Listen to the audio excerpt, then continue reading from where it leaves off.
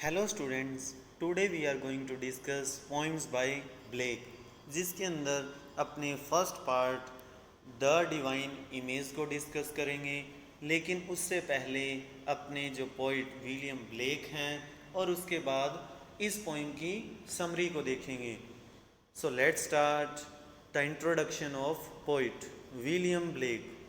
इनका बर्थ 1757 के अंदर हुआ था और इनकी डेथ 1827 के अंदर हुई थी। जो विलियम ब्लेक थे वो एक पोइट, पेंटर और एनग्रेवर थे। एनग्रेव मीन किसी चीज़ के ऊपर उत्कीर्ण करना, लाइक स्टोन के ऊपर। तो इस टाइप की जो सॉलिड चीज़ें उनके ऊपर उत्कीर्ण करने की जो कला होती है उसे एनग्रेविंग बोलते हैं। तो ये एनग्रेवर थे और ये अबोर्ड हेट करते थे अपने टाइम का जो रैशनलिज्म और मैटीरियलिज्म था उससे इनको बहुत घृणा थी। और इन्होंने जो देखा और पेंट किया वो क्या था, human beings beset with evil.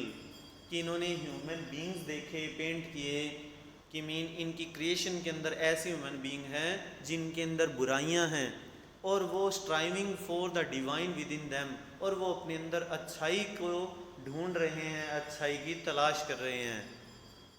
और इनके जो ज़्यादातर लिरिक्स हैं, मीन ऑल ओवर इनकी जो पोइम्स हैं, लिरिक्स हैं, वो 2 सेट्स ऑफ वॉल्यूम, 2 कलेक्शन के अंदर हैं। जिसके अंदर फर्स्ट कलेक्शन का नेम है songs of innocence and second जो कलेक्शन है उसका नेम है सॉन्ग्स ऑफ एक्सपीरियंस। तो अपनी आज की जो पोइम है द डिवाइन इमेज वो इसी कलेक्शन में से ली गई है, मीन सॉन्ग्स ऑफ इनोसेंस से ली गई है। और जो नेक्स्ट पोइम आएगी वो है सॉन्ग्स ऑफ एक्सपीरियंस से। और इसके अंदर 2 contrary states of human soul को प्रेजेंट किया गया है, मीन ह्यूमन सोल को एक दूसरे के अपोजिट दिखाया गया है। जैसे कि फर्स्ट वॉल्यूम के अंदर जो पोइम्स हैं उनका काउंटर पार्ट ही सेकंड कलेक्शन या सेकंड वॉल्यूम के अंदर है। तो वो अपने बाद के अंदर डिस्कस करेंगे। उससे पहले अपने देखते हैं इस पोइम की समरी। तो जो अपनी पोइम डिवाइन इमेज है इसके अंदर mercy, PT, peace and love, इन 4 वर्च्यूज़ की बात की गई है जिनको वर्च्यूज़ ऑफ डिलाइट कहते हैं। और इसके अंदर ये बताया गया है कि कोई भी पर्सन जब दुखी होता है, तकलीफ़ के अंदर होता है, इन्हीं चीज़ों से प्रे करता है, क्योंकि ये जो क्वालिटीज़ हैं, वर्च्यूज़ हैं, ये गॉड को रिप्रेजेंट करती हैं और ये सभी इंसानों में पाई जाती हैं। इसलिए जब पीपल प्रे करते हैं तो वो क्या करते हैं, they pray to what is the most ideal and godly in man. तो वो इंसान के अंदर ही, मानव के अंदर ही जो चीज़ आदर्श अच्छी है और गॉडली दैवीय है उससे ही से वो प्रेयर करते हैं। और इसके अंदर ये भी अपने को शिक्षा दी गई है। ये अपनी आज की जो पोइम है वो डाइडेक्टिक टोन के अंदर है, मीन शिक्षाप्रद इसकी टोन है। अपने को ये शिक्षा देनी चाहती है कि जो ह्यूमन बींग्स हैं, इंसान हैं, उनको ये जो वर्च्यूज़ हैं उनको लव करना चाहिए irrespective of their religion and culture. कि किसी का धर्म, किसी की संस्कृति, उसका हमें कोई भेदभाव नहीं करना चाहिए और सभी को ये जो वर्च्यूज़ हैं उनको लव करना चाहिए, उनको प्रेम करना चाहिए। तो इसके अंदर इस टाइप की हमें शिक्षा दी गई है। तो अब अपने इस पोइम को लाइन बाय लाइन एनालाइज करते हैं। So let's start our poem. To mercy, PT, peace and love all pray in their distress, and to these virtues of delight return their thankfulness। कि जो mercy, PT, peace and love है, mercy mean दया, piety mean करुणा, peace mean शांति and love mean प्रेम।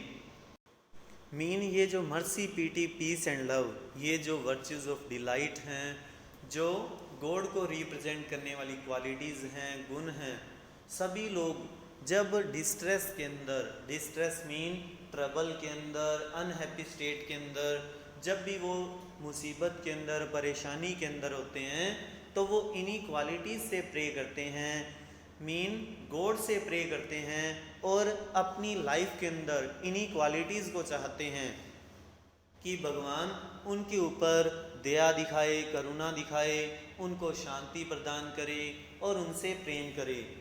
और जब to these virtues of delight return their thankfulness, और जब उनकी परेशानी दूर हो जाती है, वो सुखी हो जाते हैं, मीन गॉड उनके ऊपर दया दिखा देते हैं, गॉड उनके ऊपर अपनी करुणा दिखाते हैं, उनको शांति प्रदान करते हैं, उनको अपना लव शो करते हैं, तब क्या होता है, these virtues of delight return their thankfulness.